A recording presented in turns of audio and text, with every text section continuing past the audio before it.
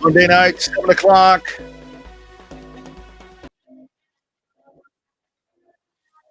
Hashtag Real Race Talk. It is the Revved Up Sports Show with my bald ass head. Welcome in, friends. Showtime, Bobby Chaffee, Rodney Rodriguez, all of you at that new 7 o'clock time. I don't think we ever really officially announced that, Bobby, that we kind of threw that around a little bit as to what the time was going to be. But I think we told ourselves, but forgot to tell everybody else. Yeah, well, that's all right. So, 7 is just really good. I mean, that was kind of the resounding answer it seemed like we had, where it was like, it doesn't matter the day, 7 Central is just better, at 8 o'clock Eastern for our Racing America friends. But yeah, good stuff. Time to go, dude. The weather's hot. NASCAR's coming to Austin. That's where we are. And here we go. Here we go. We are loaded and just it's racing galore right now. It is hot and heavy. You got the NASCAR stuff hot and heavy on the TV. You've got the Dirt World firing back up on all the different platforms. You've got ASA Stars fired up. You got them all. Sprint cars, you name it. Altimas down at the Freedom Factory with Do It for Dale. The real live Ricky Bobby, Cletus McFarland. We'll get into that a little bit later. But did you see that, dude? 76 Nissan Altimas for one race down at the Freedom Factory. Yeah, man. Those are that's the old, back in the old days, we had the old Enduro 250s and all those things that used to be really big things. And I think that's where now people need to hone in and have those kind of races. When we do we can talk about the Super Tech 600 that has been rebranded. And I'm not really sure what the hell's going on with that in Texas. I mean, I'm sure people can fill us in on that. But those are the races right there where those are the kind of cars that you want to get out there. And that's where you're going to get a bunch of people that get out there and just have a good time. That's part of it. You get people have a good time. They have a tendency to come back. Mm-hmm. That's why the format for the Lone Star 600 now, Super Tech 600, has been so successful. The people come out, it's 600 laps, 300 laps a night, but they go out and they have a hell of a good time. And that brings them back. It's no different on either side of the fence that you're on. As a promoter, you want your fans to have a good time where they make themselves, I had a good time, I want to come back. Promoters, same thing for the racers. They need to have a good time, so they're going to want to come back. Racing can be a bitch, and racing does suck on occasion. Like I've always said, for those that hadn't heard it before, it's not a windshield or a bug scenario when it comes to racing. It is a toilet or a statue scenario because in some way, some shape or form, racing will take a shit on you in your parade, and it just happens because it doesn't matter what track, doesn't matter what surface, doesn't matter what series, doesn't matter what class, what type of car. At some point, you're either going to be the toilet or the statue, and racing is going to take a shit on your parade. Oh, there's no doubt. I mean, and it's one of those things to where, I know that I talk to a lot of people where it's like dirt is different because the track changes and this, that, and the other. It can come up and sneak up on you. I mean, it's the same thing on pavement. And this sport is very rough. I mean, because you can be the best in the business one week and then you come back the next and you suck. I mean, I've been there. I mean, I've gone out and won races and then I come back and I can't do anything the following week. So that's where this sport, because it is very much, the mechanically inclined, and it still is, despite what people talk about, with the new cars and everything. It's like they've taken out the ingenuity and all the different things. No, they haven't. They still write a rule book for a reason, and we all sit there and try to manipulate whatever's in there, and that's a whole thing with that. But I think that these races, like you're talking about right there, like that race at the factory, that's one of those to where it does. I mean, it makes it fun for people because, like I've talked about a lot of times, the first Enduro that I ever ran in 1986, long time ago, it was like Leroy Farmer was in the race. It was all these guys that I'd been watching, and I didn't beat Leroy, but I beat a lot of those guys because they couldn't finish, and it was fun. Everybody had a good time, and that's the whole thing about having those kind of races this early in the year, that it does afford people the opportunity to get out there and have a good time. That's coming up on 40 years, dude. I know. Technically 39 come the summertime, but I still got it. I could still do it if I had to. An Enduro 250, not a 30-lap feature race or nothing like that. Enduro.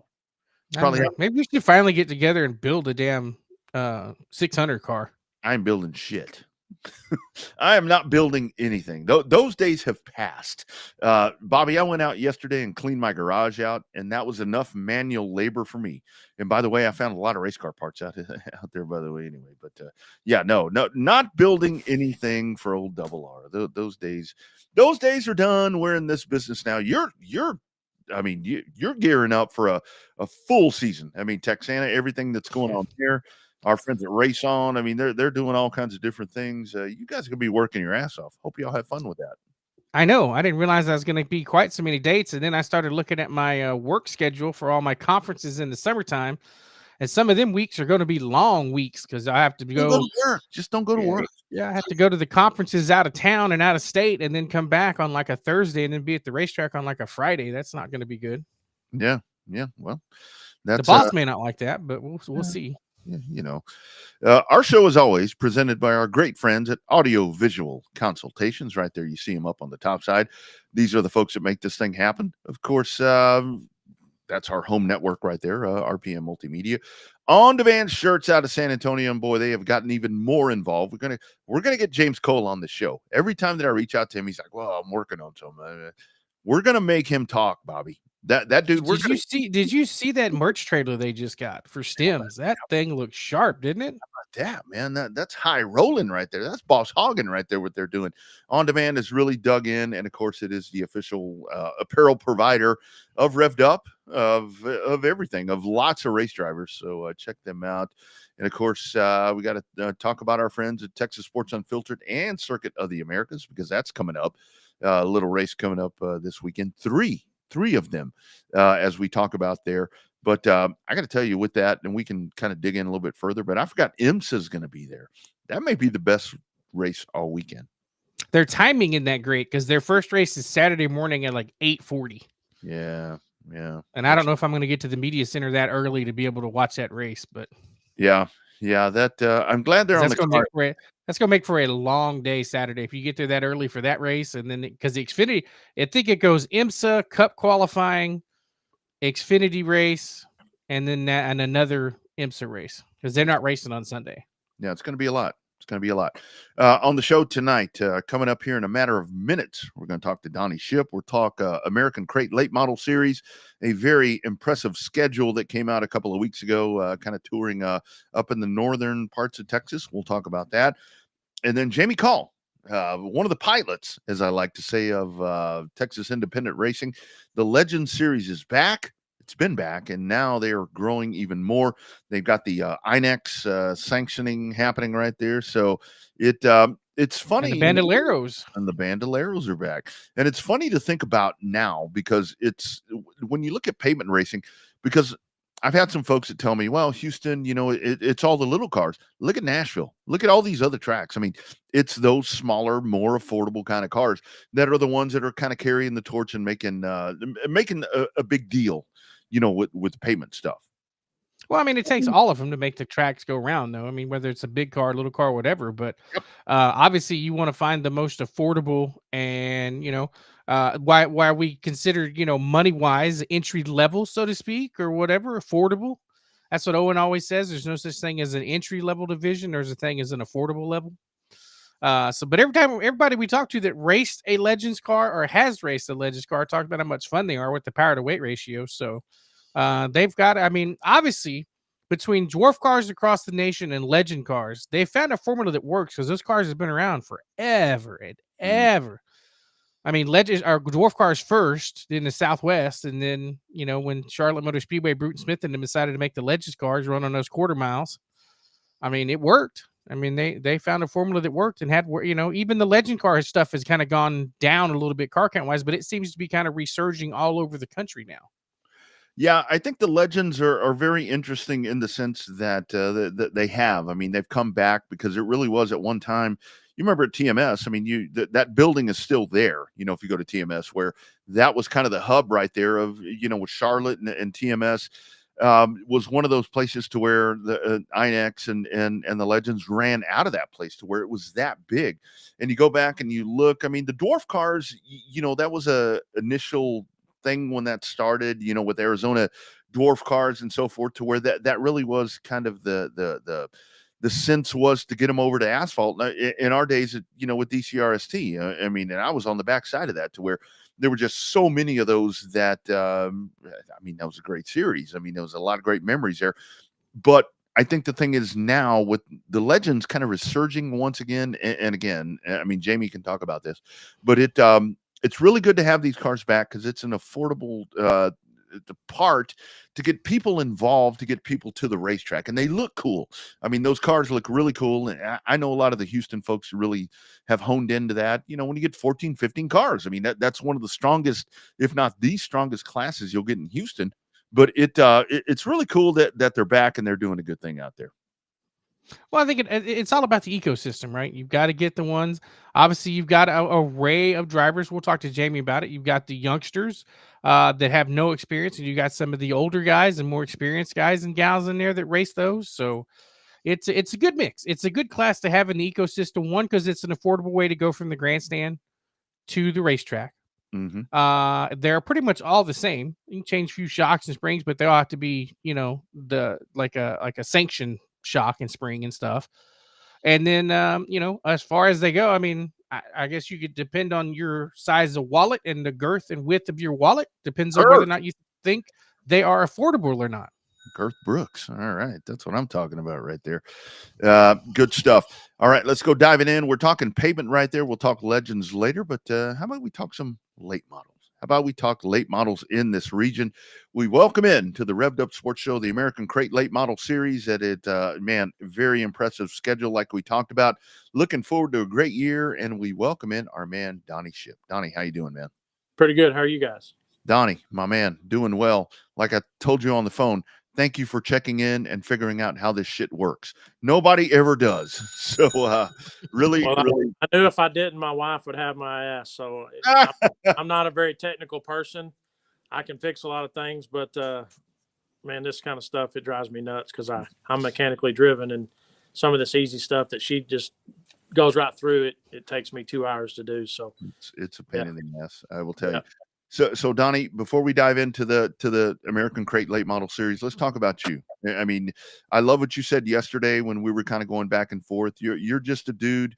You've done this for a long time. You've raced. You've done all of this, and you're just a guy that wants to give people a place to race. Kind of talk about you, your career, and how this has all come about for you. Man, started in '96. I ran 2 nights. Got hooked. I grew up around it my entire life. Dad never did race, but we were at Devil's Bowl every chance we had, just about. Later in high school, North Texas and Thunderbird were my 2 tracks that we always went to. Had a buddy of mine's dad that actually raced in, and my dad and Eldon Dotson traded a lot back in the '70s. My brother and sister went to school with Reggie, his son, and so we've been around it a lot of different ways. Dad actually helped a guy in the '60s with a sprint car that drove for the Bellmeyers. And so I've got a lot of connections, but not through my dad. And so when I started this, I mean, I didn't even know what stagger was. I built my first car with the help of my uncle. Yeah. It was the old big body street stock. Went and bought a cage kit and flux core welder, and here we went. So, man, I've come a long way. I built a lot of cars in my career too. There's a lot of sport mod stuff, and I've done pretty much everything. I always wanted to do the promoting side of things. Really wasn't ready to do it yet, but the opportunity to presented itself with not only the series, but me and my partner Josh Landers, we also co-promote Hunt County Raceway, so in Greenville. So yeah, I really wasn't planning on running the series. Even last year, I was sitting here with a brand new car, and Dustin got promoted at work and just didn't really have the time to do the business side of it. He still directs it, does an awesome job for us there. But I just told him, I said, man, let me have it, and I'll take it. I mean, I don't have a choice. So that's what we did. And last year was kind of rocky because I didn't get it till like April 29th, which was my birthday. Still haven't figured out if that's a good gift or a bad, but anyway, no, I love this sport, man. I don't do anything else for fun. I don't hunt. I don't fish. I pour everything I have weekly into this sport, whether it's up here working on our stuff or, I'm at the track. Like tomorrow night, I'll be at the track working. We're going to try to have play day this Saturday. And so, it takes a lot of energy but man, I love this sport. I hate to see the shape it's in right now. because I don't think a lot of people really have a clue how dangerous we are in the state of Texas with not having very many racetracks left. But we're a lot closer than I think a lot of people think. Mm-hmm. Donnie, that's for sure. We talk to promoters all over the country, and everybody has that same feeling that you're on a razor thin margin of error, of success, whatever you want to say with that razor thin margin, because you're one or two, every racetrack really is one or two rainouts away from going under again. Mm-hmm. And I think that people, and it's not that it's a bad management style or anything like that. It's just sheer economics of how much this stuff costs. Some people still think it's just as simple as just, tilling up the dirt, flipping on the lights on Saturday night, and flipping a few burgers, and here comes everybody to just fill up the place. But it's not quite that simple, is it? No, it's not. And man, what makes it tougher is, like in Dallas, we have so much you can go do. And when it's 105 degrees outside, I mean, I get it. I mean, you can go to the Ranger game and they got the lid closed and you're setting at 80 degrees, and you're not baking in the sun. So I get it. But, me and Josh last week, matter of fact, we drove around Greenville for 2 days when it was 20 degrees and just walking in businesses, introducing ourselves, telling, hey, there's a dirt track out here. Can we hang our schedule up in your window? And we hung like 60 something schedules, and we're going to try to do that again this week. Just to try to maybe get that one or two different people that tells this person that tells that person. And then before you know it, you gain 10 people. So yeah, it's the sport's probably the greatest thing that's ever been a part of my life outside of family. Mm-hmm. But we got to get that convinced to other people. We got to show them what we can offer. And it's tough because you're fighting just like, we got a comp cams race coming up at the end of the March. And I just called 2 radio stations up here last week about running a radio ad, and it's a minimum of $3,000. So, I own a roofing company too. And we did a hailstorm. We got a hailstorm last year, and I rented 3 roadside, the big billboard signs. Cost me over $13,000, and I didn't get one roof out of it. So, people don't realize, you take that $3,000 swing on top of a purse that you already are paying. That's, comp cams is not a $100,000 purse, but it's pretty steep for a weekly type scenario, one night deal. So I'm hoping a lot of people support it. It'll be one of the only 2 times that you can see super late models in Texas this year. The other will be at TMS later in the year, but I'm hoping that gets supported by the fans and a lot of racers, So, but yeah, it's a tough business, man. It's one night you can do everything right. The next week you do exactly the same thing and you fail. It's the craziest thing I ever seen, but it's, I get asked, well, man, if you're not making money, why are you doing it? Well, you better be glad you got guys willing to step up and spend the time to do it. You can make some money doing it, but it takes so much to operate on. And that's what people don't understand is one week you can make $2,500, but the next week you may spend 45 because this tractor went down or, this happened or whatever, there's 1,000 scenarios that can come your way. But yeah, I just wish we could all get together and try to achieve. I know there's a lot of drivers that still do, but man, I see it daily on Facebook of drivers whining and complaining about this or that. And it's like, man, if racing's making you that miserable, maybe it's time to either sell, park the car, go do something else for a little while. And if it's meant to come back to you, it will. And if it's not, then, hey, you got to do something a lot of people never, ever get to do. So it irks me sometimes to see these guys with the attitudes that they have on Facebook, and they got all the right answers, but they don't want to help be a part of the solution. That's the problem. Like I've told a couple of them at our track, I said, do you think anybody that's on your Facebook page that hasn't been to a racetrack the way you act is going to come? Look how you act. Why would your neighbor come watch you race when you have that attitude? Well, man, I never thought of it that way. Well, it's simple one-on-one. I mean, it's very simple, man. And it's no different than life. If you have a negative attitude, life's going to kick you in the ass every day. So yeah. I was at a thing, Donnie, years ago, and Mac Brown, former coach of Texas, was up there talking, and he was talking about people that hated their job, whatever it was. He's like, if you hate it that bad, quit. I mean, something else. And that really is a huge problem, with the racing. It's like, come on, people, soften this thing up a little bit. I mean, kind of, if you love this sport, you don't need to be sitting there beating up your track, your series, all these different things. Let's talk about the late models. You mentioned that right there. They're, North Texas, even down here on the south part where Bobby and I are, the modifieds and factory stocks and limited modifieds and B mods and E mods and every damn letter you can find. I mean, we've got them here.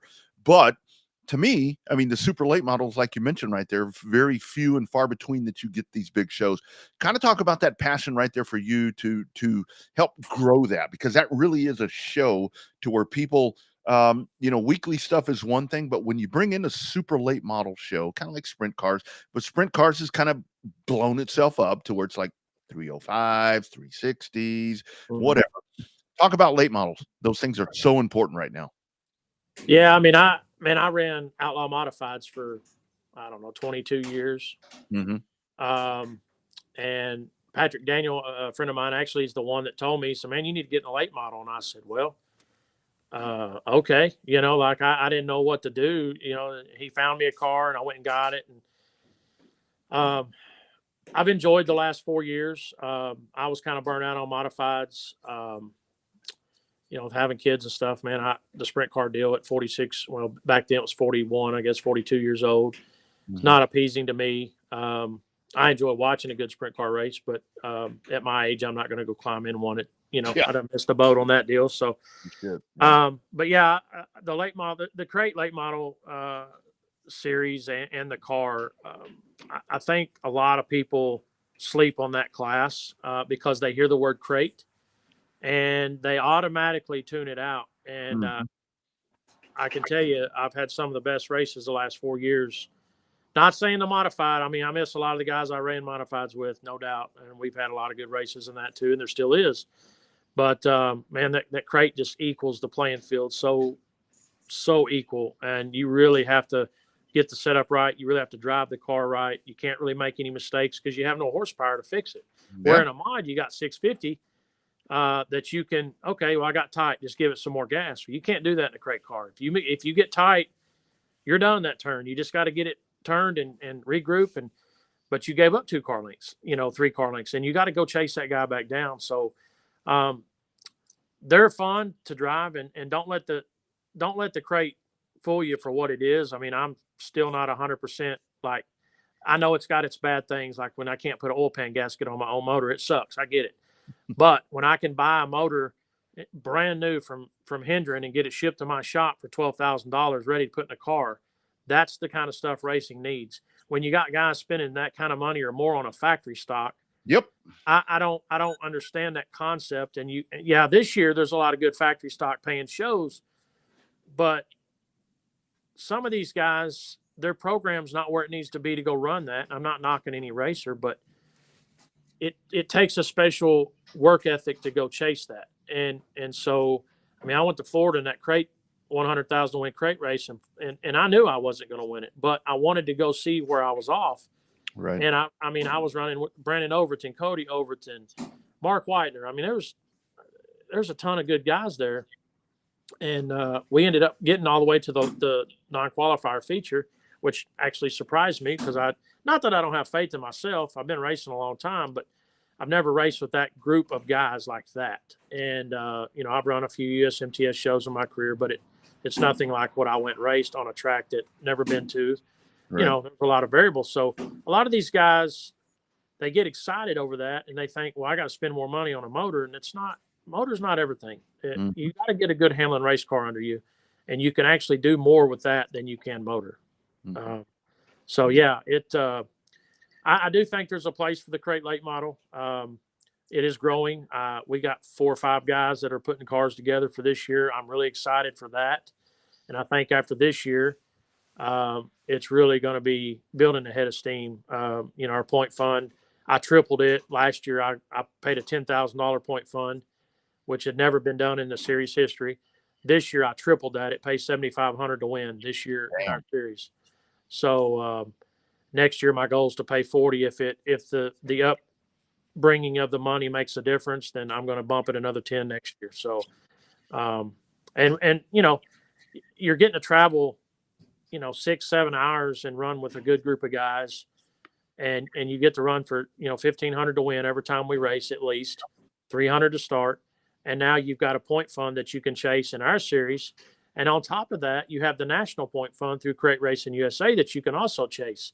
So with that being said, if you win the national points in crate racing and our series, you can win $19,500 for points. That's pretty damn good for a guy that works for a living, that races in his own state, maybe bumps into Louisiana a little bit, stuff like that. So it's, I'm really excited. Yeah, for sure. Yeah, Donnie, I saw a factory stock for sale for 24 grand on Facebook just a couple of days ago. And you're right. Just because you can spend the money on a 24 grand factory stock doesn't make you a badass. It just makes you really good credit or lack of cash at that point. Let's talk about the 2025 schedule, how it comes up. Rodney's got it pulled up on the screen now. And you guys have a really good mix of racetracks. You have a lot up north because that's where the cars are. And then you got that big race at the end of the season down there at the race ranch down in Corpus. When it comes to, is it harder to sell a late model race to a promoter or to a track because they're worried about the overall expense? And like you said, bring in like when you're bringing in the Comp Cam series, it's not cheap to pay that purse up front to sanction the fee to get them up there. So are the promoters scared of a late model, or is it a really good cost effective model to get? They know that when fans see late models on the marquee for that week, they're going to come and they're going to show up and watch that race. Well, so our purse for a traveling series is the cheapest that I'm aware of in Texas. And so it's easier to sell that side of it. But it is tough for any traveling series right now because, as we started talking at the first of the show, it's just the overall cost. I mean, yep. And a lot of these guys aren't realizing that some of these classes and some of these series are not bringing 400 extra people through the front gate like they think. Yep. And so that's where you've got to, and I feel like I've done a good job at this, is you've got, and I think it helps because I run a track too with Josh, is we understand this side, but we also understand from the racer side. So I feel like my purse, where it's at, is beneficial for the series. The guys are getting a run for decent money. It's beneficial for the promoter. I mean, our purse is like $8,100 for a one night race. So, that's a good chunk of change. Don't get me wrong, but it's not a $16,000, $18,000, $22,000 purse for one class for that promoter to pay out that night. So, everybody's struggling. I know that. You guys know that. So the more purse you have to pay out, the more front gate money you have to collect, whether it's people in the stands or more money per head getting in the gate. You pick it, however you want to do it. Obviously, if you can make that where it's cheaper for them to get in the front gate and then buy the food and the concessions, then you're probably gonna sell more tickets. But when you have a traveling series that can come in and it's got guys that's running it all over Texas, yeah, that's a selling point, because you may not get to see certain guys race or have not got the race or see them race rather. And so, with my purse, I don't feel like I'm out of the box with asking a promoter, say, hey, we averaged 20 cars last year. We got an $8,100 purse basically. And I've had good response this year. I had a couple tracks that I wanted to go to that I just couldn't make it work, or maybe they didn't have the confidence yet, and that's okay. I get it. Late models have always died off in Texas. My goal is to keep them here. So maybe this year we'll prove our presence a little better, and next year that job will be even easier. So I want to get this big, 25 races a year, 10,000 in the winter for the points. That's where I want to head this deal. I'm working on getting a t-shirt trailer so I can sell driver shirts, crew, series shirts, hats, and all that kind of stuff. So I got a lot of good ideas. It's just a slow process, so we got to get there. It takes some time. I mean, Donnie, lastly, one of the things that I want you, and you read my mind right there, because you have so much, up in North Texas, because that's where the crates are, kind of in Louisiana. That's really a stronghold right there. How big of a deal is it for you? Kind of Waco is I always say the equator right there for North and South, but to nail those dates in Corpus. I think that that's something right there at the race ranch to where you bring the late models in, and I think that that's where down south over here we're kind of we haven't had that feel of a super late model. I think that nailing those dates for you, that's where you really have a stronghold and can build this region down here, in my opinion. Well, I hope so. Owens, we've talked several times, and he built my trophies this year for the Point Fund, and I hit him up, and and I said, hey, man, let's make that championship weekend. You got your crew, I'll bring mine. Should be a 30 car night, I hope, for you, and it'll be a cool deal. Kind of sell, this is so and so, and this guy's coming in battling. There's 10 points separating them. This weekend, a champion's going to be crowned. I'm not worried about up here because the late models have, like you said, if this is where this got established. Yep. But in order for me to build credibility deeper in the series, I've got to get out of DFW. And I do have quite a few, racers from down that way that have been very good to me. Last year, when I took this over, I basically told them at the first drivers meeting, I said, guys, I know some of you don't know me from Adam, but if you will do one thing, I'll get this going. And all I need you to do if we're racing is be there. That's all I ask. Mm-hmm. And they were. So, like I said, we averaged 20 cars last year. I felt, basically not really building a schedule till the 1st of May. That was pretty damn good. Mm-hmm. And so we turned that year around and did okay with what we had. I felt like, but I'm really excited this year. I think you're going to see a lot of guys join in this deal, and I really think that the late model deal is going to be even stronger next year. I just think that a lot of the mod guys have asked me, so man, you enjoy them better than mod? And I said, well, most of the time, yes, because the crazy part about it, even with the crate, we can still turn a 4/10 to 5/10 usually every time we're at the track with a mod. We're faster, no matter what the track condition, which is absolutely mind-boggling to me, even with the motor situation in a mod. But again, it goes back to it's not all motor, So, I can afford now probably better than I've ever been able to in my life to race, and I could still be running an open mod with the best that I could buy. But I'm enjoying the late model, having fun, and so hopefully some more guys will join us this year and maybe get into it next year as well. So we'll see. Absolutely. Donnie, thanks for coming on. We have that saying, real race talk here. And you definitely bring the real race talk with those years of experience and saying it like it is. So we appreciate that kind of honesty from a promoter and a racer, because sometimes we have racers that listen, we have fans that listen, but sometimes they just need a little bit of that reality check to know just what happens and what it really means to go racing in this great state. Yeah, it's man, it's still like I said, it's still good, but it's not as good as it needs to be, as you guys are very well aware. Yep. I just think we all, drivers, fans, man, we got to get the negativity off Facebook. Be positive. If you don't have nothing nice to say, just don't say it. It's not, it's not a big deal. I mean, I went to a restaurant the other night and had horrible service. They didn't even have no ice. It's on a Saturday night, 5 o'clock. The manager don't send anybody for ice, but I didn't get on Facebook and bash the restaurant. I just, I went home and thought, man, that was kind of a miserable meal, but it is what it is, So I'm not a huge Facebook person anyways. If I have something to say, I'll tell you straight to your face. And most people know that. And, that's why a few people think I'm kind of rude, but I'm not rude. I just tell it how it is, kind of like you said, Bobby. And I hope people appreciate that at the end of the day about me, so. Yep. Yeah. Good stuff. Yeah, we love it. Yeah, we love it. What it's all about. Donnie, thank you so much for being a part of this. Please let us know how to help. I mean, I think that you guys are going to kick some major ass this year, and thanks for doing it, dude. Love this series. Love late models, man. Yeah, when we get down y'all's way, man, y'all come watch us somewhere that's close to you guys. And man, thank you for having me on, and good luck to everybody, no matter what class you have that you can race. Just go race. So go support a track. That's right. Get off the keyboard and go out and race. That's it. That's the main thing. All right, Donnie, we'll talk to you soon, my man. Okay. Thank you, guys. You bet. Bye. There he goes. Donnie Shipp. When the racers take over, that really good stuff right there. I love that, man.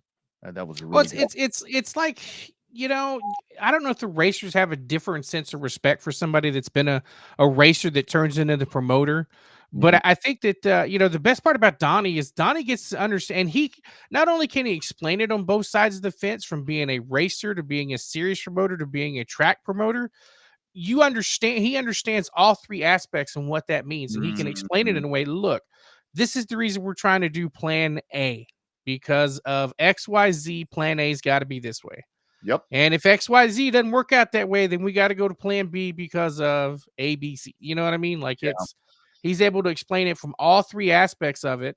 And there's a lot involved with it. And he definitely was right when he said, it's not as good as it could be. I feel though that we're on a little bit of an upswing, just a tick. We're not at the pandemic level upswing. Like we were. We're kind of at that critical crossroads where now we're back where we were 7-8 years ago, where everything's wide open. There's so much stuff to do now. The cities are coming to the racetracks. There's a lot, like in Corpus. There's a whole lot more stuff to do down in Corpus now that everything's open than there is to go to South Texas Race Ranch. But the problem is you're going to have a damn good time at South Texas Race Ranch. It's same thing at Cotton Bowl, same thing at Hunt County, same thing at Kennedale. Once you get out there, you're going to have a pretty damn good time. You just got to get the people. You got to get the extra people. You got your hardcore people that are going to be there every week, week in and week out, and be there and usually say something good and positive on Facebook. Or you got the people that are there every week and say negative stuff on Facebook. But you got to try to get the extra people to come through that gate. And like you said, you got to get that one person that goes in and says, "Hey, why don't you come out to the racetrack? We had a good time last week. Why don't you come out to the, tell your friends, tell your enemies, So I don't know. So that's right. Good stuff right there from Donnie. Shipp. Coming up, Jaime Call. We're going to talk about the resurgence of legends racing in the state of Texas, actually across the country. But we'll talk Texas. That's coming up. But first, a word from our friends at My Race Pass. If you want to have the best race experience at the racetrack, or if you're not there, you don't have to be there. You can kind of dial in My Race Pass, get that app right there, and click on there, and you will know everything that's going on at every racetrack around the country. It's this easy. Welcome to the My Race Pass app, the #1 app for motorsports fans. We want to make sure you get the most out of your My Race Pass app experience. With your new free account, you can use the My Race Pass app to see race day information, including event entries and official lineups and results for over 600 organizations across North America. You can also see track information and purchase online event tickets for select tracks. With your free account, you can also search for a track or series on the My Race Pass app and favorite their profile to receive news and race day notifications on your mobile device. To see more information and to see which app subscription is best for you, be sure to visit getmrpapp.com. My Race Pass. That thing, Bobby, is really cool. You can actually even do fantasy racing on that thing. I kind of got caught up in that at the Dome and at Chili Bowl, doing fantasy racing on the My Race Pass app. So really fun stuff right there. Great conversation there with Donnie Shipp talking about the American Crate Late Model Series. Now we're going over to pavement, and we bring in a true pilot, a real pilot right here. It is our great friend Jaime Call joining us. Jaime, man, we got some where you been this week? Give us your whole itinerary of where you've been just kind of jet setting around. Well, I'm getting over a little bit of the funk. I got something in, kind of a chest thing going. So I've been staying at home and haven't been doing a whole lot. The weather here has been kind of crummy. So I joke. I mean, if I wanted to live in Ohio, I'd go live in Ohio. Right now, it feels like freaking Ohio here. So but it's getting better. I'm hearing it's getting better. But no, dude, it's been fun. We went to Speed Weeks a couple weeks ago in Daytona. And that was really cool. And then I flew a trip right after that up to New York. But that's pretty much it. Yeah. So Jaime, let's talk about your infatuation with racing, because I can only think that for you, I mean, with your normal job, for those of you that haven't figured that out, this man is a pilot, driving race cars. How did all this happen for you? It happened when I went to school. I went to school in Daytona Beach. So my dorm room was right right off of turn 3. So right across the runway there. So, I mean, I was kind of stuck listening to it. And our favorite part was the end of the Daytona 500 when everybody would leave in their private jets. It was like an air show. So that was pretty cool. Mm-hmm. So, and then my fraternity, we ended up serving beer back when they had backstretch stands in Daytona. We served beer. That was kind of one of the things we did to raise money. And I did the first, my wife and I both did the first night race in Daytona. It was delayed because of wildfires. So it was the Pepsi 400. They ran it in October. And I just remember, Dale chasing Jeff Gordon pretty much most of the night. And I mean, I like that. That's pretty damn cool. So, so I started watching, and became a fan, went out to the short track here at Houston Motorsports Park, to, see what it was all about, and saw these Legends cars. And I'd heard, that's how a lot of people came up into racing. They started racing Legends and stuff like that. So I thought that was really, really cool. And they did the meet and greet on the front stretch. And I remember my son Austin got a picture taken with Bailey Curry. He was running, I can't remember. It was a white and blue Pro Mod. Yeah. And now we just watched Bailey Curry race a truck in Daytona. So that was kind of cool. So that's kind of how I got into it. And went out on a limb and bought a Legends chassis from Zach Knowles here in Houston, and brought it to the track and had no freaking clue what I was doing, and just kind of went from there. Famous last words, right? So Jaime, I talked to you in Victory Lane at Houston, probably going on now 3 years, maybe, give or take. Yeah, my mind is going as I get older. It's been a while since I've won. Yeah, it's well, not that it's been that while, but you were emphasizing that you definitely were going to make things better for the Legend cars. I think there was 3 or 4 cars that night, and you said there's only 3 or 4 cars right now, but there's going to be a whole lot more, and we're going to make this a whole lot better. Just wait and see what we're going to do, and you certainly have. I mean, I know Dane's involved in that, and the whole Texas Independent Racing crew, and everybody's into that. But you guys have really, it's a somewhat of a racing success story that we don't usually see that much anymore. But you guys really, with blood, sweat, tears, money, and lots of dedication, have made this racing happen in the Legends car class there at H&P. Talk about the growth of that series and what all you guys had to do to make that happen. Yeah, I think my exact quote to you that night was, we focused in 2023 on trying to make the show. 2024, we wanted to be the show. I don't know if we completely achieved that. I'd like to say we put on a pretty darn good show, pretty clean racing. For the most part, every single night we were out there, and car count increased. So it's just getting the word out there. And honestly, it's mostly Dane. Dane busts his butt to promote this series. I mean, he's out there doing the extra things. He's going to be out there in Cyprus this weekend with a couple of cars at a coffee and grounds thing. Let me see if I can. It's from 8 to 10 in the morning, and he does stuff like that. Yeah, it's the shop club here in Houston. He does stuff like that. He's willing to do anything and everything to help somebody. Whether it's go run and get a car that's over in North Carolina or in Mississippi or something like that. To parts runs, tires runs, and that, I think, so his dedication to that, and I'm totally bought into that, and I do what I can to help him out with that. I think that's what helps. It gets people, they realize that, okay, because we're kind of on an island out here in Texas when it comes to Legends racing and asphalt racing in general. So it's, a lot of people are kind of like, they get their kids into quarter midgets and then it's like, okay, now what? Then they go to dirt. There's not much of a way to asphalt. So all those things combined, those are kind of the motivating factors for us. And it's just fun.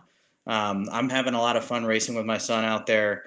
Last year we were, mid-pack cars, and, this year I feel like we're going to be pretty strong contenders. So we got some new pieces in our stable. So, and everybody's seeing that, and they're just like, okay, cool. Well, they can do it. We can do it. And that's really what it's all about. Yeah, Jamie, talk about that part, because what happened here? I mean, for the folks that maybe new coming into this, I mean, the legends were huge around here. I mean, we talked about, with INEX and everything happening at TMS. They had a headquarters there. I mean, everything was right there, and then it just kind of fell off. I mean, it kind of went away. Almost overnight. Yeah, exactly. Talk about what you guys did. You guys went out, and I know that you and I have talked about this. You guys went out and you found some of those chassis, and you built those, and you have them in house. Talk about how you guys put all of this together to where you built your car count, and now you have people that want to be a part of this from what you guys did, totally homegrown. Yeah, I mean, so Dane. So I'm part owner in a pro mod out there with Jason Foray, and so I was out at the track quite a bit, just kind of playing car owner and watching racing really, and there was talk about bringing legends back, and Robert Foray, the crew chief on the pro mod, said, hey, I know you've got your legend in storage. Fill out this questionnaire thing. There's new track promoter, all this kind of stuff, and then then Dane and I got linked together somehow, and I think Mike Peters was the one that kind of introduced us, and it turned out Dane had a couple of chassis that he bought, actually 3 chassis from Buddy Gowdy, he was racing legends back in the day. Man, that's old school. Yeah, so so we Dane and I got to talking, and so I pulled my chassis out of mothballs, and we found a motor to throw in it because it was just a roller at the time, and he had a shop up in Conroe. So we got 4 chassis, 3 functioning, and the deal we kind of struck was, well, okay, so that 3rd chassis we'll put my son in, and we thought that was a great idea until the first night of practice when he looped it off at turn 2 and backed it into the infield wall, and he learned what hitting a cement wall felt like. So that was kind of how we got our start. We just kind of going from there. And Dane's funny because he's constantly sending me ads for cars for sale. This, that. I mean, I don't know when the guy sleeps. He's just got so much energy for this, and we just kind of methodically went along, and we got a new chassis for Austin, got that built up. Dane got really good at doing engine swaps and stuff like that. And we just kind of upped our game, and then the middle part of 2023, it got reunited with Christopher Hogan, who I ran Legends with back in 2013, 2014 before it died. And he was a freshman in high school when I ran Legends with him. Now he's married with a kid. So that's kind of cool, but he's still fast as hell. He was track champion last year, and he's our setup guy. And he comes in and helps Dane out with, putting cars together. And those guys, Dane and Christopher, if you just watch our pits on race night, man, those guys do not stop moving.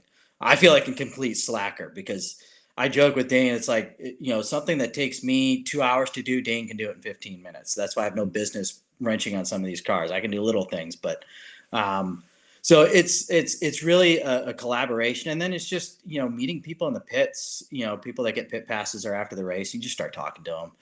Heck, Tim Rasmussen in the number 17, I ran into him at a union meeting. He's a pilot for also a pilot. Yep. Yeah. So it's like it's kind of like we were just kind of standing in line waiting for food or something. I can't remember. And just talking about racing, because I used to be a rep. People were asking me, so what are you going to do now that you're not a rep? I'm like, I'm going to go race Legends cars. And Tim's like, I've got a Legends car. I'm like, nice, cool, let's talk.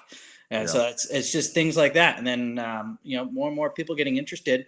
Austin, my son, and my other son Brandon, they race quarter midgets in Austin and San Antonio, and so we've got connections with those families there, and those kids, they grew out of their quarter midgets. So, you see Dalton Wayne out there and so a couple other kids. So, I mean, it's pretty cool. And we got some really cool things set up for 2025. Yep.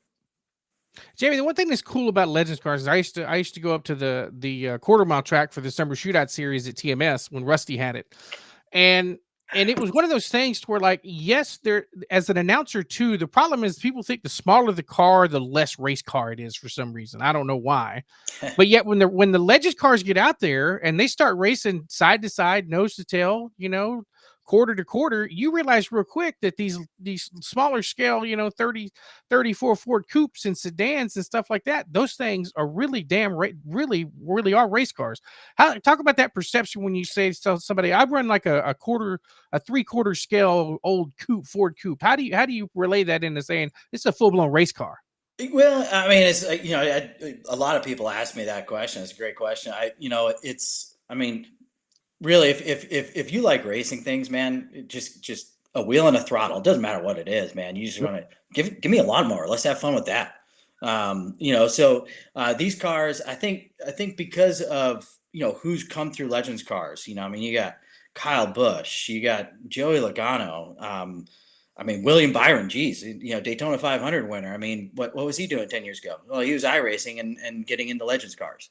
I think, when you explain the chassis and how the cars handle and all that kind of stuff, and that it's one of the most challenging cars to race. And I'll go back to Christopher Hogan, when I raced Legends with him back in 13 and 14, he moved on to trucks. He moved on to pro mods. He moved on to late models.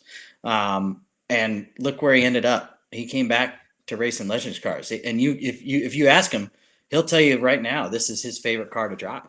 They're hard to handle. And if you can figure these things out, you can race just about anything, and they're just fun. And it's also a lot of fun with the people that you're racing around too. Yeah, it's a good group. Jaime, talk about, I know that you and I, when we talked prior there at HMP, one of the things that you talked about with growing the series was a lot of this was that you had to have maybe some older stuff. Older chassis, engines and so forth, tires, all of that. But I think that you guys now are at a point to where you've evolved. I always talk about Nashville. That's a great place for Legends. You look at that, that's one of their healthiest classes. Kind of talk about some of the advancements with everything that you guys have done in the last couple of years. You guys have been able to really push this thing to where now it's not so much about pulling stuff out of the weeds. You're right there with some of the best stuff in the country. Yeah. So we started off with a couple of old 1250s. And going, the new engine platform is the FZ and the MT. The MT is the newest one. And those are fuel injected, water cooled. They've got, computers on them. They've got some really cool tech. We were running, 4 carburetors and all that kind of stuff, engines that they don't make anymore, parts that are hard to find. Yeah. So we're just, running around. Dane's doing road trips, picking up stuff.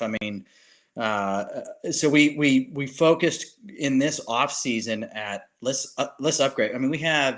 I think we had 10 spare 1250s in various states of repair. In our shop. It's just let's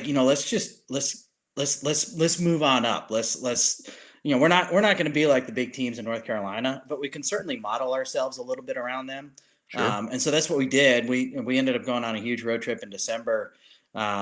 Picked up spare FC motor, picked up an FC car in Virginia. That's going to be Austin's car for this season. Went all the way up to Maine and picked up a really, really nice sedan with an FZ in it. So we did that in 4.5 days. That was quite the haul. And so we're focusing on that. So now we have everything is an FZ or an MT. I got a brand new MT, never been run before. Nice. And so it's kind of a fresh canvas that I get to work with. I'm going to do some cool stuff with the wrap job on it to help a foundation here locally. So, so that the moving on to the newer stuff was kind of crucial. The 1250s were just, it's just kind of a dying engine. You gotta adapt in this sport. So, Jaime, let's talk about bandoleros, man. You had mentioned a couple of times about the quarter midgets. Where do they go? Do they go to now they have the option to kind of go to bandoleros. Another very underrated race car due to the size. Not too many people realize it's a 30 horsepower riding lawnmower engine that powers that thing that you have. And back in the day in Houston, you used to have to put the restrictor plate on them because they were going too damn fast. So talk about the addition of the Bandolero cars coming to H&P. Talk about how cool that's been. Oh man, that's super exciting. And it's, we had talked about it. I mean, Dane and I, when we did that road trip, I mean, we solved all the world's problems right then and there. We had all sorts of great ideas. And I mean, we talked about, you guys probably remember the last race last season, they had the quarter midgets out there in the infield. And the draw, the fans, we had some friends of ours that had never been to a racetrack before, and they saw these kids ripping around in the infield in these things, and they just thought it was the coolest damn thing. We do race over in sunny South in Alabama, and they've got a pretty healthy Bandolero class. And so we got to talking, and I got to talking with my crew chief on the Pro Mod, Robert Ferre, and their grandson Jason Jr. He's been trying to do the quarter midget thing, but traveling out to San Antonio and Austin to do anything it's not always convenient. And so, we're happy to announce, Texas Independent Racing will have a Bandolero out there on track this season. Jason Frey Jr. will be the driver of that car. So, I mean, we've got 2 generations of Freys out on the track in various classes. And I was joking with Robert last night that how cool would it be in a few years' time? Let's get 3 generations of Freys out on the track. There you go. So I think that would be really cool. But the bandos, yeah, I mean, that's, you talk to, I've talked to Victor Garcia. He's the president of the San Antonio Quarter Midget Association. And, that's one thing, his son Isaac is starting to, I mean, they're going to have fun this season, but he's going to be moving on to something. And a lot of kids are looking for that next step. And that next step, I mean, going from a quarter midget to a legend car, that's a pretty big jump. But a quarter midget to a bando, well, that's doable. And you get comfortable on the bigger track. You got crowds there. You got those big cement walls. You don't have those soft walls that you have at the quarter midget track. So it's a great addition. And I think there's a possibility that class outpaces the legends class. I mean, I think the car count, there are so many families with kids that are hungry to find something here in the Houston area. And I think that's going to be something to really keep an eye on. I think that when the quarter midgets came to that final race last year, Jaime, I think that was something where people were like, there's nothing like this around here. How do we not have an outlet for them to be able to be a part of it? And by the way, that kid's going to be a race announcer. I think. Oh, heck yeah. It's fantastic. You got me fired. That's who took over your job. Damn. That guy came in, and it's like, oh, man, go out to pasture. You're gone. Yeah, I'm gone. I want to ask you, because I think that is, I mean, that's a great kind of on that tiered schedule, to how to move up. I mean, I think, from quarter midget to bando is a really good thing. You guys now with the INEX thing, you posted that as well. Yeah. And I think that is so massive right there. I mean, I know that you look at this big picture and everything, but being a part of that, talk about that and how that all came together now being a part of INEX once again, with Legends in Texas. And you guys built that. You did it all on your own, my man. Yeah. Well, and again, all the credit goes to Dane. Dane, like I said, he works really hard behind the scenes. And we were toying with the idea last year. And the beauty about INEX is, it sanctions the track. It's one rule book. Everybody knows what they're getting into. I mean, because up until this point, we've just been kind of, I don't know, like an outlaw class. I mean, just kind of doing our thing. We've been using the INEX rule book as a guideline, but now it's official and there's points involved. So, people that want to come, to Texas, because we plan to do some traveling. You mentioned Nashville. We plan to do that. We plan to do Atlanta, and a few other tracks. Sunny South, we're really trying to build that partnership with them. And having those points paying races out there for people to come do makes it more attractive. I mean, there's also some insurance stuff like that covers us. Heaven forbid anything happens, but it's really, it just makes it a more official thing. And I will point out, the national race for INEX is in Las Vegas, October 23rd through 25th. And I mean, Houston is kind of, I mean, you just gotta, come on down to Houston on your way to Vegas, hit our October 18th race. That's and right. I mean, let's get it on. Let's see how we stack up against some of those guys that are racing out on the East Coast. That's what we want. We want to get people saying, man, Houston's got a good thing going. Man, we got to go check that scene out. That's right. So the INEX sanctioning really, really helps with that. Absolutely. So, Jaime, you're big into charities and contributable stuff. I know that when we talked the last time, you wanted to do the Tunnels to Tower thing, donating some of the winnings to that. So, kudos to you for always thinking about others before yourself. Obviously, it's a good thing. So, what other charities you got and individuals that you like to support here while you got the microphone here? Yeah. So, I mean, I've been ever since I got into racing. It's like. The race winnings, that's one thing that's cool. It's not like we get a whole lot to win these things, but wait, what we do get, let's put it towards a good. I thought you got thousands of dollars winning these races. It's just like I have thousands and thousands of fans, right? Yeah, right. No, the joke is the best way to make a billionaire into a millionaire is get them into racing. So, right. No, it's just one of those things. It's always been a passion of mine. I never served. I know lots of people who have. And so I wanted to do something for, a military charity. So I started off back in 2013 with Lone Survivor Foundation and promoting them. It's a local foundation started by Navy SEAL Marcus Luttrell. He was Lone Survivor, if anybody's familiar with that movie. So that was what I did in 2013, 2014. But when we brought the Legends cars back, Tunnel to Towers was something that was actually my mom brought it up, and so I emailed them like, hey, can I run your stuff? What can I do? And so I built a pretty good relationship with them. We raised a few $1,000s for them within the 2 seasons, and then I felt that Tunnel to Towers, they've got big celebrities endorsing them. They've got big money. They do great work. I'm still a donor personally. But I wanted to get back to something local, something that doesn't have they don't have that money to go out and get those big spots on Fox News, CNN, all that kind of stuff. So, so Operation Red Wings Foundation, which used to be Lone Survivor Foundation, they're based up in Huntsville, Texas. And what they do is they focus on the invisible injuries, the traumatic brain injury, TBI, post-traumatic stress, that sort of stuff, which a lot of our veterans, especially our special operators, they see a lot of stuff, and they get hit a lot, and there's so many movies and documentaries on it. So whatever we can do to help them, and I figure, we haul 2 to 3 haulers to the track every weekend. That we're racing.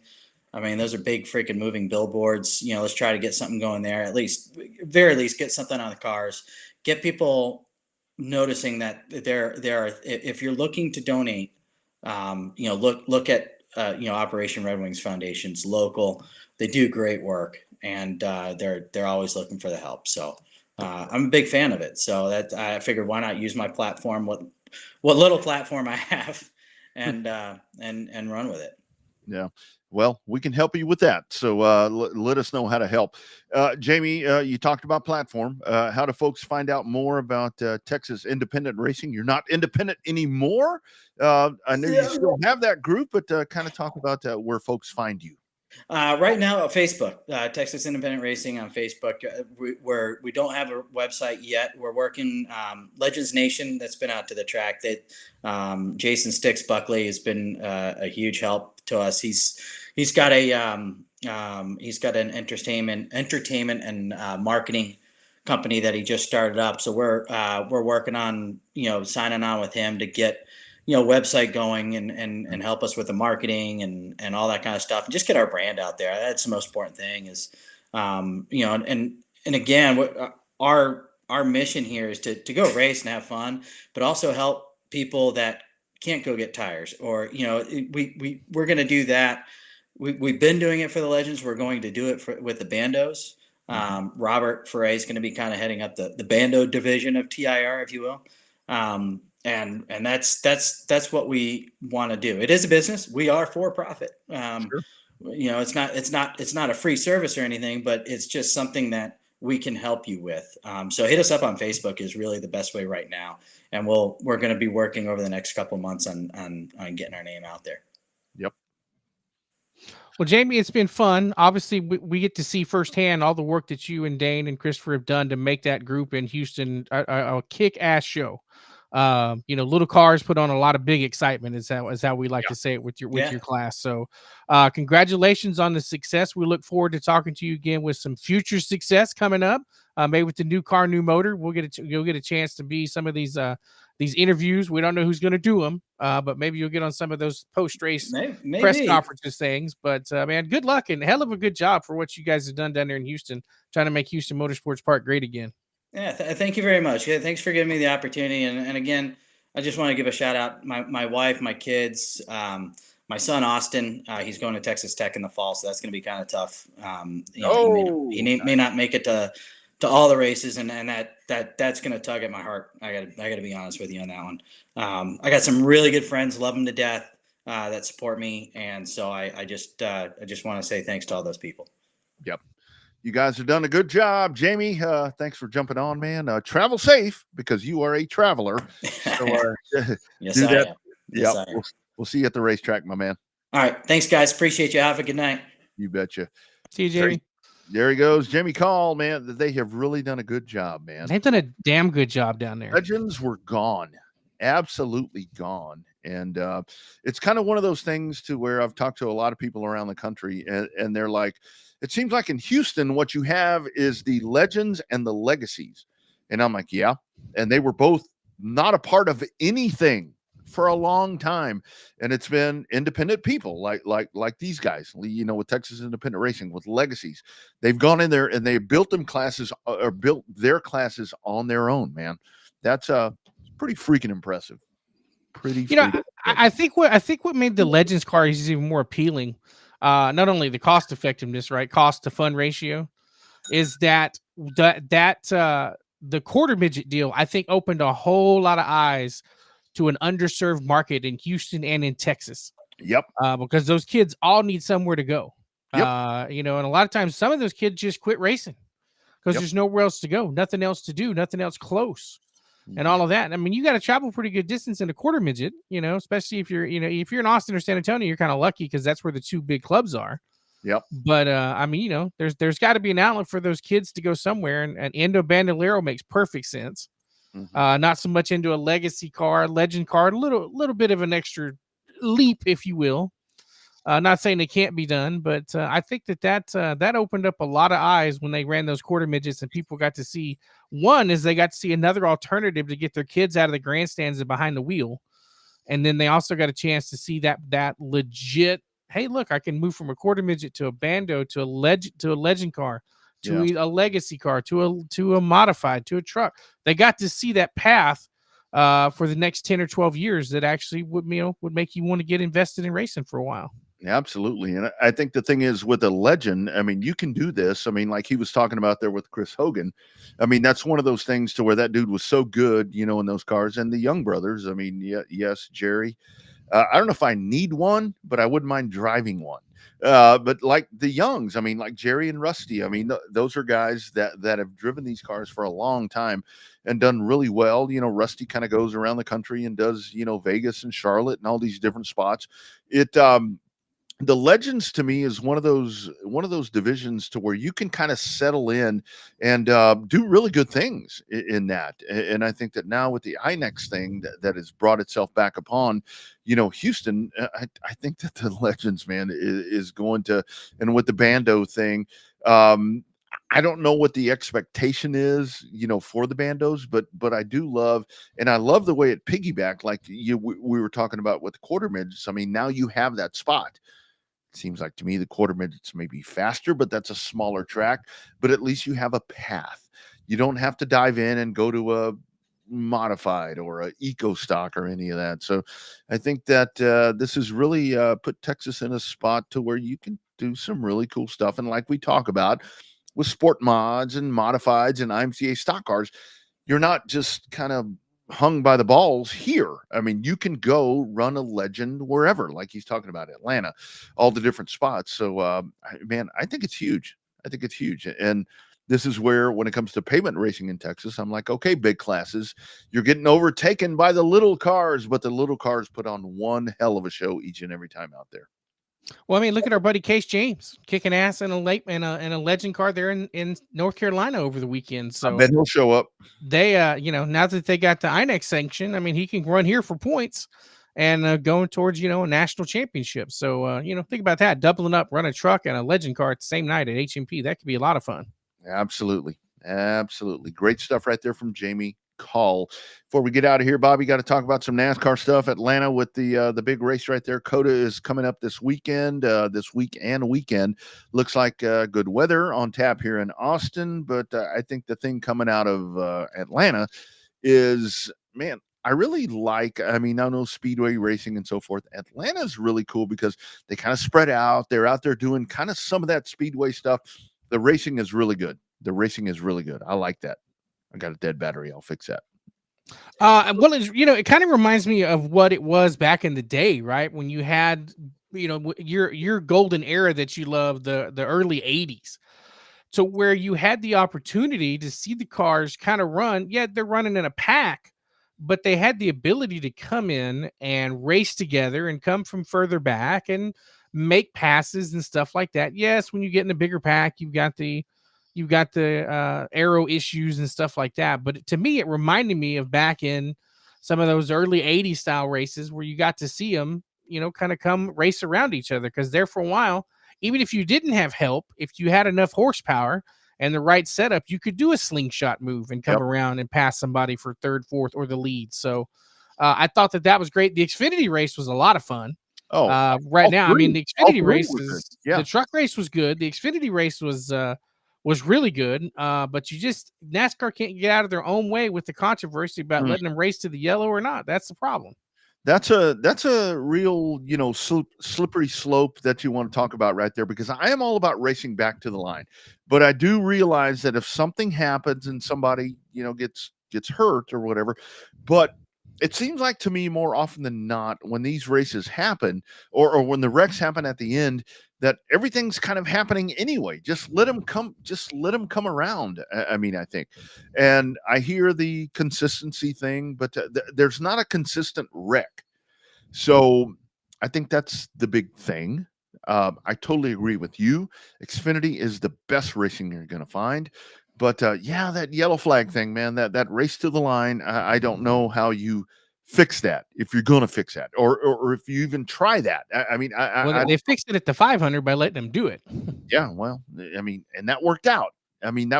So I think that should be the way of the world. I think let them race back. The whole thing is, it's so much different now than it was back in the day, Bobby, because it was like when you had a wreck that would happen. Let's say it happened in turn one and they were going to race back around. You didn't know. You're racing into the smoke or the fog or the oblivion. But now you got people telling you in these things, it's like, okay, there's something happening there. You got to get it woed down. I totally get all that, but just let them race back.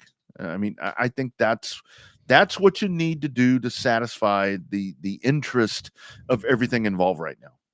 Yeah, I think so. I think if you let him race back, it's going to be a 3-wide finish again. Yeah. Probably the man of the hour, Carson Hocevar, is probably going to win his first ever Cup race with the way that they were coming to the line after that. But, I think that, the funny part about NASCAR's always damned if they do, damned if they don't. And racing is like that as a whole. But when you have the spotlight on the national series and the number one racing property in North America, like it's it's bad to see it, but at the same time, now you throw that in, you're coming up to the road course, a new road course at that, without having running the national course instead of the big long international course. I don't know why they tried to change it up. I don't know why. I didn't see anything wrong with the way it was run the old way. It puts more laps. If you're a fan sitting in there, you get a few more laps out of it, but I don't know. It's going to be fun. I'm looking forward to it. I keep getting all the emails and the 5 stories to watch about Penske and all that. And, some of those stories coming in. So I signed up for a cool thing today. I texted you about it. The ride around with Trackhouse today. Mm-hmm. Yeah. I mean, That's gonna be fun. We're gonna yeah. doing a ride around with the media with either SVG or Ross Chastain will be the one guiding us around the racetrack. So that's gonna be kind of fun. Yeah. Yeah. That'll be a good thing. I think that, like, and when we talk about, to me, the Xfinity thing, I love that booth. I mean, I've tweeted this out and put it on Facebook. I mean, I love that dynamic right there. To me, when you're watching at home, um, Alan Alexander takes control of that thing. I mean, he's got a couple of good dudes right there with him that aren't stepping all over him. For all the folks that want to bitch about Jaime Little, it's like, well, it's hard for her because those guys start talking and she kind of clams up. I mean, she doesn't talk, but that Xfinity booth and their coverage is really damn good. I mean, I know that's NBC, Next Star, whatever, but that is one hell of a freaking broadcast right there. Both races have been great from those guys. I wonder if it comes from that new NASCAR media center they built there in Charlotte by the R&D Center. I wonder how much of that production comes out of that building and then gets broadcast onto the CW airwaves. I wonder how that works. Yeah, I don't know. NASCAR didn't build that $1 billion building, multi-million-dollar production center to not run races out of it. They do just like the NFL does. Everything comes out of New York City and then goes out to Fox and some of those other places. Like Amazon Prime doesn't have their own trucks and all that, do they? I don't think so. I heard something over the weekend, I think, to where they were talking about where Fox, NBC, and at some point Amazon, to where they actually share some of that equipment. But I think it's all how they produce the content, whether it's streaming or whatever, that they add their own nuances. I mean, I like the CW's graphics, I think, are better. At the bottom, it works out really nice at the bottom. Works out a lot better at the bottom. So, I mean, streamers, I would do that. I think that's a lot better. The other thing, you remember you and I were at TMS a long time ago when Jeff Gordon won a race over there, and people are like, they're all excited. I stood in line and bought a hat. Yeah, everybody's clapping for him. And it was like they hated this guy. They couldn't stand this guy. I think we're there again with Kyle Busch, right? I mean, that dude. Well, I think it's like a wrestling thing, right? When a wrestler is gone for a while, right? Totally what it is. Roman Reigns was a bad guy for 3 years. He misses off the TV and in live events for 6 months, comes back. He's the most popular guy out there. And so I think it's the same thing when you see these guys that are very successful and then you don't know when the last one's going to be. Mm-hmm. You don't know when the last time that you're going to watch them win. They don't know when the next time they're going to win. When they get close to sniffing the front, they get a little bit popular. I think that's where Kyle Busch is at. Plus, he's not driving a Toyota.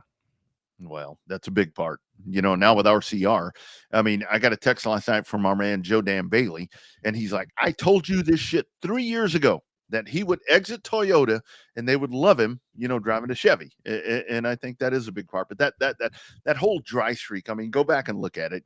Darrell Waltrip, people hated him. And then he was like the MVP, in 1989. Rusty Wallace, same thing. Rusty don't boot him. He ain't popular, though. Right, right. And that's where everything is kind of so different now. But it is really weird. But, I see people saying, well, with Kyle, he's turned a corner. Did you see him after the 500? That was the same old Kyle. He ain't turned the corner. Oh, he didn't turn the corner. And listen to that in-car radio footage about him and Carson Hocevar. Right. And Bobby, I think the whole thing is, with him, it is, that he's not winning all the time. And I think now that he has a kid, with Brexton and all that, I mean, that kind of changes things up, but he's still Rowdy Busch, and I would love to see him at some point. And I think that's one of the stories this year, because I know that RCR and I know that the 8 car has been good for the first few races here, but I think that they resort back to what they're going to be. And I'm curious to see what he does next, because they are not good other than speedway races. And Hocevar, you mentioned that dude. Why are people surprised that this guy is doing that? He did that in the late models. I mean, what they used to jokingly call him, Carson Crasher Car or something like that. Yeah, I mean, this is nothing new. I mean, now he's doing it, on this platform, and given the opportunity, that's what he's going to do. I mean, that's just the way he races, and that's not a bad thing. That's not a bad thing. He could be the one that maybe kind of takes that mantle from Ross Chastain, because they told Chastain to calm down and don't be doing whatever. I mean, but maybe Ross does it, or Ross. This guy, Carson. A lot of people pissed off at him yesterday. Lots and lots. And that's a good thing. That's a good thing, in my opinion. Well, everybody needs a black hat. I mean, you need to have a bad guy. And right now he's the bad guy. So we'll see. I mean, I don't know. This having 2 speedway races and a road course coming up is very interesting way to start the season. I think unconventional, I think, is a better way to look at it, because it's surprising. Luckily, the weather's going to be good here in Austin for race number 3 of the season. I still feel like they're here too early. The tracks that really benefit the most are Vegas and Homestead, because they're right at the beginning and end of spring break for most places. Yeah. Where Texas is a week early, we're a week before spring break here when they come to Austin. So I think schedule-wise, I mean, I hope to see the place packed. I think that there should be a fair amount of fans, just because the racing's not bad. It's just different. And it's not a bad thing. It's not a knock on COTA, It wasn't necessarily designed for stock cars, but stock cars can race on that place. I mean, it's just the way that the cup cars are now. I mean, the sports cars can run on the road course now. Yeah, it's really hard. I think that with a road course like here, is that, and I feel this when I'm on pit road, like when they go by, it's like you feel that excitement when they go by, and then they hit the turn, and it's like, okay, now what? You're waiting around, you can see it on the screen and all the different things, but road courses are very tough. But it's to try to win some of the Formula One people over, I think is always a challenge here. I don't know what's going to happen. I just, like you said, I think the weather's going to be good. I know that there are a lot of things that are in place, for fan interaction, all the different things that are going to be going on in the fan zone and so forth. So hopefully it's going to bring some people out and hopefully get a good race. But I do think that it's tough for NASCAR, like we're talking about. When you start at Daytona, then you go to Atlanta, then you have a road course on a shorter course, like we're talking about. It's kind of dooming once you get into the regular weekly that doesn't live up to Daytona and Atlanta and maybe a road course. Yeah, well, I mean, it'd be interesting to see. And I thought Atlanta was good, but I mean, I don't know. Daytona was shaped up to be damn good to that rain hit. So, yeah. So we'll see. That is to come. Later in the weeks, we'll talk about the SuperTech 600. We'll kind of dig in there. I'm assuming, I don't want to say names, but I think we know who's running that. Maybe we'll have that conversation and talk to him. This past weekend, you had Supercross at Arlington. I saw a lot of folks that are a part of our social channels that actually made the trip to Arlington. And there you go, Cooper Webb. Again, Cooper's Place. Cooper's Building, my man. A hell of a finish for that third moto. Yeah, those guys are getting after it. Always a good time. There was Supercross. The Texas Grand is coming up and happening at the 105 Speedway. So we're starting to mount these things up. You got the Elite Sprint cars. I think that's this weekend at I-37 and the Race Ranch. So Thursday, I think Thursday, Friday, Saturday, I think is how that shakes out. Yeah, so you got that. Early April, the 99 Nationals that are going to be going on there with KR. So big stuff that's starting to mount up. If you're in the local stuff, and like we're talking about there with the American Crate late models, Houston will be kicking off in March as well. So it's go time right now. It is. World Outlaws coming to Cotton Bowl and Kennedale coming up here next month. So World of Outlaws, that's right. And if you're a pavement fan, the Cars Tour will get fired off this Saturday night, and a very different Cars Tour. You don't have Butterbean. Butterbean is gone. Quapple, I mean, Carson is gone. I mean, it's a whole different kind of regime that's going to be going on right there in the Cars Tour. It's going to be fun. New place, new faces, and new places, like always. So the Car Tour, it's one of those that never disappoints. Every week there's something different. Usually not anything negative to talk about. But we'll see how that all shakes out. I got a feeling there's going to be some guys that are going to try to drive over their heads like normal. No names to be mentioned. I don't want to piss anybody off this early in the season, but you'll see some guys that want to drive in over their head and make a bigger splash than they, thinking they're running Daytona. But yeah, we'll see how that works out. Yep, absolutely. Great program tonight. We talk dirt, we talk pavement. That's what we do here, right? We just kind of talk it all. Kind of Yeah, talk it yeah. all. Just Even talked to little Cletus McFarland, the real live. He's been great. You saw the ratings for the truck race, right? The ARCA race beat out the truck race at Daytona. I call it the Cletus McFarland effect. The problem is that multiple people have referred to that guy as a real life Ricky Bobby. And I'm not quite sure we need another Ricky Bobby being the face of this sport, because it put a black, in my opinion, while Talladega Nights was funny, it put a black eye on our sport for a while, making it just not be taken seriously. And I worry about that with the next generation here coming up with Cletus McFarland. Yeah, I think that it's very stereotypical about what this sport is. But I mean, the whole thing is, I see folks that want to, be pissed off at, whatever driver for they shouldn't be in that car, this, that, and the other.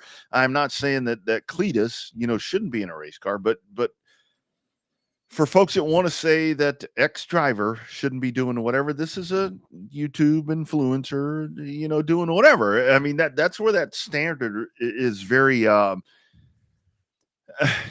whatever. He's got the demographic that NASCAR wants, though. They need to take. I mean, I'm not telling NASCAR not to take advantage of it and throw that dude in a truck or a couple of more ARCA races.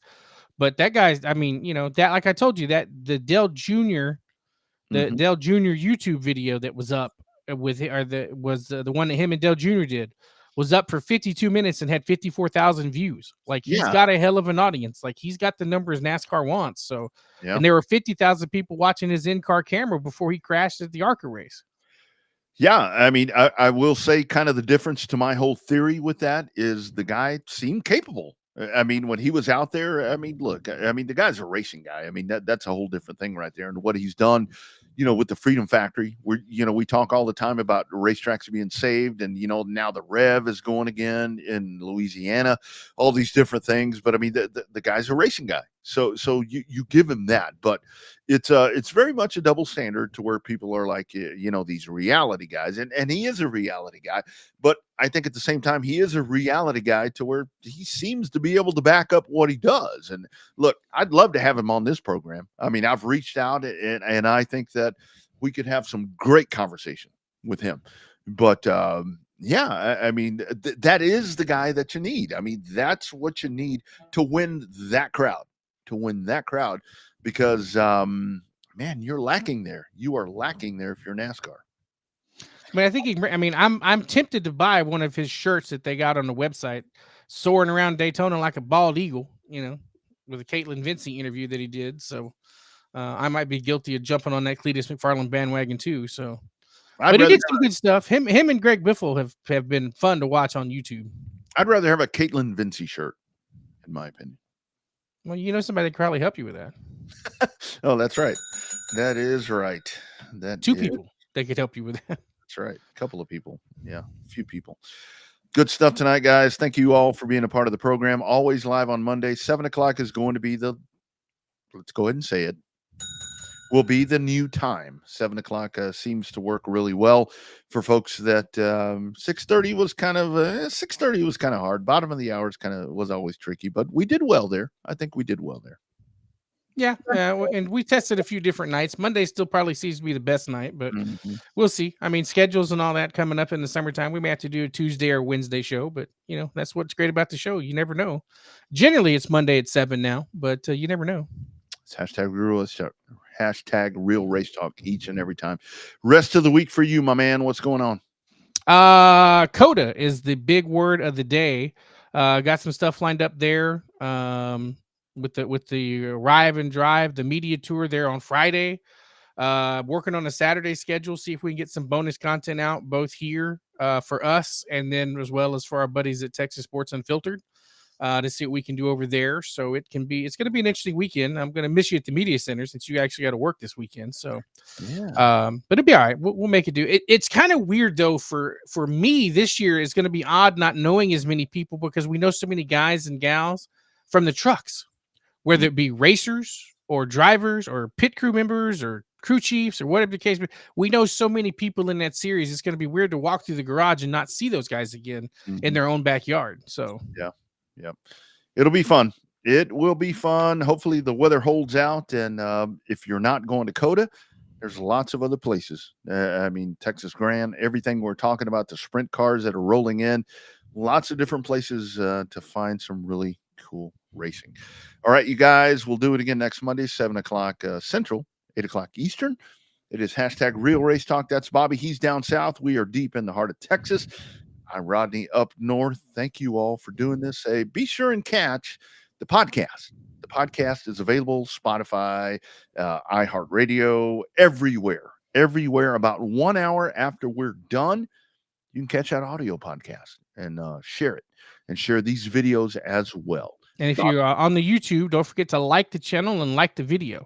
That's right. Subscribe to the channel and like the video. Also, on a side note with the iHeartRadio stuff, if you log into your iHeartRadio account and you save us as your favorite, you'll never miss another episode because they come through and they will send you a reminder within the next day or two to say, hey, don't forget to catch the latest episode of the Revved Up Sports Show. The show that started it all, at least around here anyway. They remind you. All right, Bobby, have a great week, dude. We'll see you out there this weekend, and we'll do it again next Monday. Having a good time. Y'all have fun. See ya.